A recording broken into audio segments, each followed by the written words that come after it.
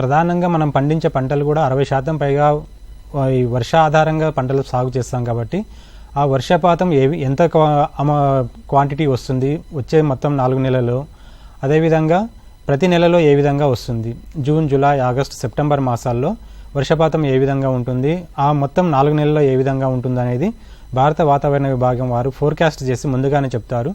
సాధారణం లేదా సాధారణం కంటే ఎక్కువ, సాధారణం కంటే తక్కువ అనే విధంగా చెప్తుంటారు.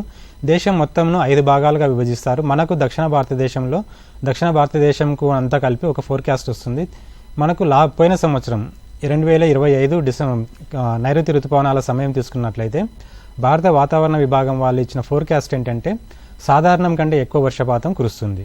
ఈ వాతావరణ సూచనల ఆధారంగా పంటలను ఎంపిక చేసుకొని పంటలను సాగు చేయడం జరుగుతుంది. దక్షిణ భారతదేశంలో చూసినట్లయితే ప్రత్యేకంగా మన తెలంగాణ రాష్ట్రం చూసుకున్నట్లయితే మన సాధారణ వర్షపాతం ఖరీఫ్ పంట కాలంలో సాధారణ వర్షపాతం 740 మిల్లీమీటర్లు ఉంది. ఈ 740 మిల్లీమీటర్లకు భారత వాతావరణ విభాగం ఫోర్కాస్ట్ ఇచ్చింది ఏంటంటే 740 మిల్లీమీటర్ల కంటే ఎక్కువ వర్షపాతం కురిసే అవకాశం ఉంది అని చెప్పి సూచనలు ఇచ్చింది. ఆ పంట కాలం అయిపోయిన తర్వాత, జూన్ నుంచి సెప్టెంబర్ అయిపోయిన తర్వాత వర్షపాతం ఎంత పడిందని మళ్ళీ ఒకసారి చూసుకున్నట్లయితే 740 సాధారణ వర్షపాతం అయితే మనకు 988 మిల్లీమీటర్ల వర్షపాతం నమోదైంది. అంటే 33% అధికంగా నమోదైంది.